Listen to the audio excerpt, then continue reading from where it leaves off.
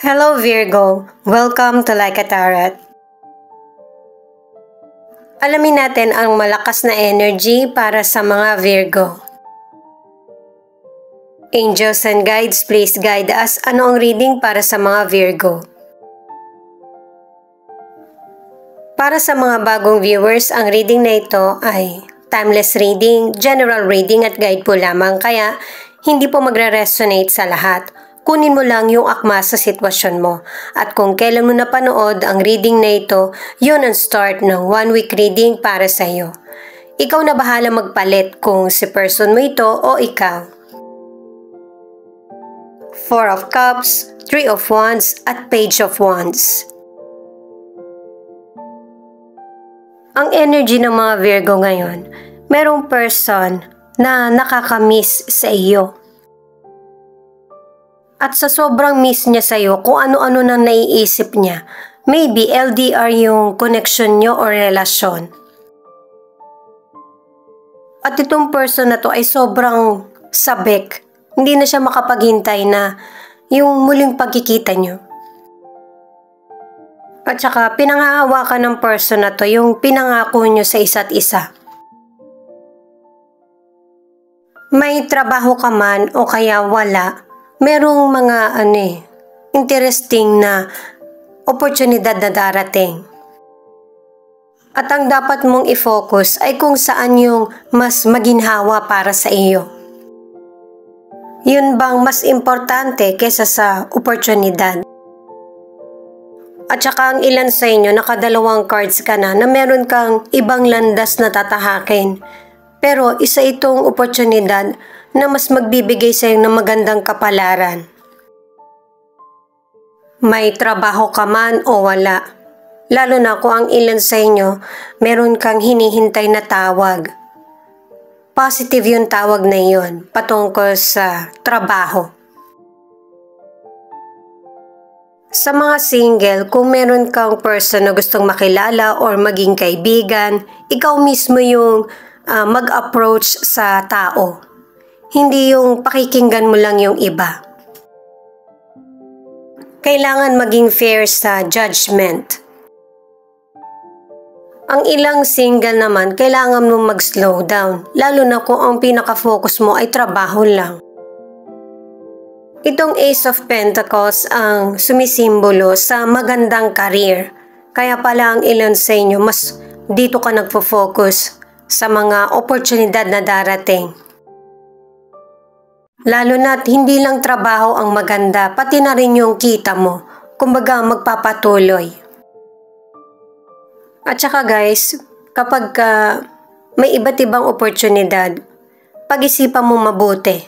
Pangalawang card mo na ito, kung ano talaga yung pinakagusto mo or importante. Meron kasing pangmatagalan na career at saka meron ding panandalian. Ang ilan sa inyo ay piniling mag-abroad. Pero kailangan mong mag-ipon para kahit hindi ka makabalik agad, meron kang pagkukuhaan. Body work. Itong card na ito, kailangan alam mo kung ano yung purpose ng buhay mo or gusto mong tahakin sa buhay. Sa relationship o kaya sa mga single, merong person na mahal ka. Nasa malayo itong person na ito. Or maybe ang ilan sa inyo, hindi mo naman kasi napapansin yung person na ito. Kasi sa ilang single, pinakita sa card na merong potential person na magkakagusto sa'yo pero hindi mo type. Pero nasa kanya yung katangian na hinahanap mo. 991. Believe that the path you are walking is filled with divine light and focus on your soul's mission. Kaya kung ang ilan sa inyo meron kang pag-aalinlangan, hindi yan dapat yung isipin mo. Maging thankful ka kasi may mga dumarating. Na maliit man or malaking blessings. Ang ilan sa inyo na nasa relationship, nakadalawang cards ka na nagkakaroon ng misunderstanding or tampo sa relasyon. Ang kailangan kasi sa relasyon nyo ay equality at saka effort. Hindi pwedeng isa lang yung nagpapahalaga. Importante rin yung communication para sa clarity. Six of Pentacles, Knight of Wands, at Nine of Cups. Ito naman yung next na mangyayari. Meron kang power, pero kailangan ng control. Di ba nga sinabi na sa mga naunang cards, dapat alam mo kung ano yung importante. Kung gusto mo ng great success, kailangan ng disiplina, responsable ka, at saka patience.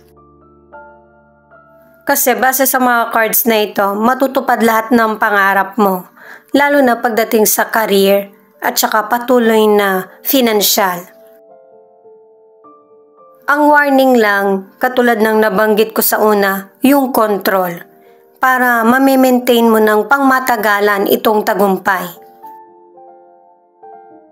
At saka itong tatlong cards na to, pagdating sa financial, ay very good sign.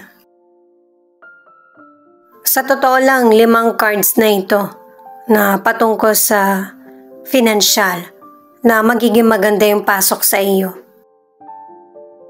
At saka ang ilan sa inyo, may magandang pasok yung financial sa iyo, pero hindi naman ganun kalaki na halaga, pero hindi ka mawawalan. Kumbaga, merong sapat na para matugunan yung mga pangangailangan mo. Sa mga single, may potential person na susuportahan ka sa mga kailangan mo at saka mauunawaan yung sitwasyon mo. Itong Three of Cups ay positive pa rin. Kumbaga, magkakaroon ng celebration. Pwedeng dahil sa promotion mo, sa karir mo, or sa negosyo. Ang ilan naman sa pag-aaral, maybe sa birthday, yung mga ganong event ba or celebration na magdadala sa'yo ng happiness at saka makakapag-relax ka.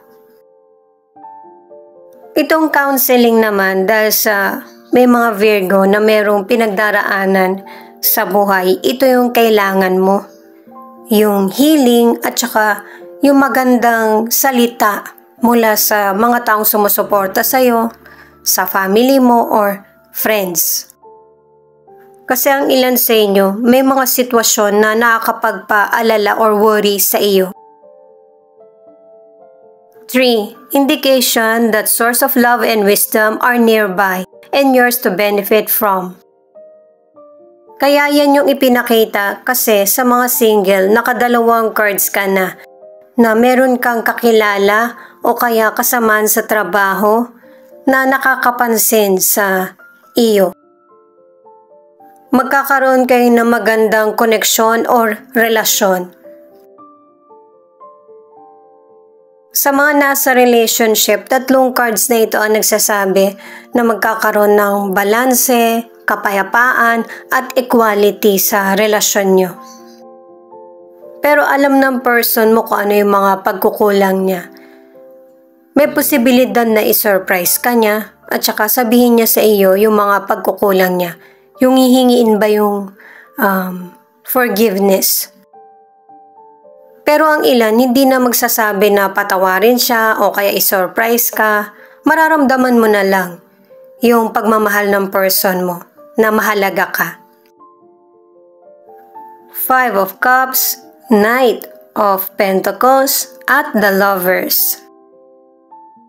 Ito naman yung outcome, pero alamin mo na natin yung sa kalusugan mo. Sa kalusugan, nakatatlong cards ka na sa pagsisisi. At saka mababa yung energy mo. At ang paalala ng mga cards, yung pagdadalamate, importante yan. Pero hindi naman kailangan pang matagalan. Kasi maapektuhan na yan yung kalusugan mo. Una yung stress. Sunod, anxiety, hanggang maging depression. Sikapin na malagpasan mo ito, lalo na't nakadalawang cards ka na merong good news sa healing. Maybe, Fresh pa sa alaala mo kaya nahihirapan ka makamove on. Pero darating din yung panahon na malalagpasan mo ito. May moral support sa kaibigan mo, pamilya, or doktor. Ang ilan sa inyo babaguhin mo na yung lifestyle mo. Sa mga single or nasa relationship, kailangan alamin mo muna kung ano yung true happiness mo, kung ano yung makakapagpasaya sa iyo, para alam ng person kung paano kanya papahalagahan. Kasi ang buhay natin, hindi naman bed of roses. Marami talagang challenges at saka trials na darating na kailangan nating pagsumikapan na malagpasan. At saka ang advice para makalimot sa mga negatibo, magkaroon ka ng bagong routine. Yung bang pagkakaabalahan para hindi puro hatred, galit yung nasa isip at puso mo. 10 of Wands. Ito naman guys, ibig sabihin, ang ilan sa inyo meron kang mga bagay na hindi sinasabi. Yung bang kinikimkim mo lang sa damdamin mo tsaka isip na hindi nakakabuti sa iyo. Pinapaalala ng cards na yung mga naiisip mong responsibilidad at saka priorities, sa bagay importante naman yan. Pero kailangan i-condition mo rin yung sarili mo. Hindi pwedeng ikaw lahat. Kapag walang balanse, hindi mo rin masusolusyonan yung ibang problems mo. Itong animals, ang ilan sa inyo ang nagbibigay lakas or saya sa iyo, maybe ang alaga mo. Na pusa man ito, aso, ibon. Sa mga nasa relationship, 3 cards na yung nagsasabi na kahit na may problem na pinagdaraanan ang relasyon, nananatiling matatag ang relationship. 555. Your dreams will become your reality.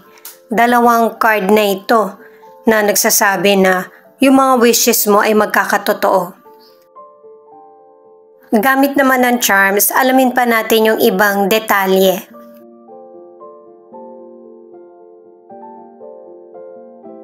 Ang pinakauna ay health. 2 card na ang nagsasabi nito. Napahalagaan mo yung kalusugan mo. Home. Mukhang kailangan mo talaga ng pahinga or makapag-relax man lang. Itong Scorpio ang nangunguna sa 12 na zodiac. Pero general reading ito guys. Ikaw na tumukoy kung zodiac sign ba yan ng person mo. Moon. Pangalawang word na ito para sa pagdududa. Maybe dahil sa kulang nga kayo sa connection or communication ng person mo na mas dapat mas marami para walang pagdududa. Cup. Pangalawang word na ito para sa celebration. Tagumpay din ang ibig sabihin niyan guys, pang-4 na word na. Itong dress naman, connected pa rin sa celebration. Mukhang paghahandaan mo ito. Butterfly, na magkakaroon ng transformation ang buhay mo sa karir man yan, financial or kalusugan, kahit sa love life. May posibilidad na makatanggap ka ng regalo, at saka ang ilan sa inyo nasa malamig na lugar ka. Savings din ang ibig sabihin niyan. Ito namang gamot, mukhang ang ilan sa inyo nakakalimot na makainom nito. Kaya i-priority mo yung kalusugan mo at lalo na't marami kang gawain. Mga letters naman ito na posibleng nandito yung letra ng pangalan ng person mo. Ikaw na lang bahalang tumukoy.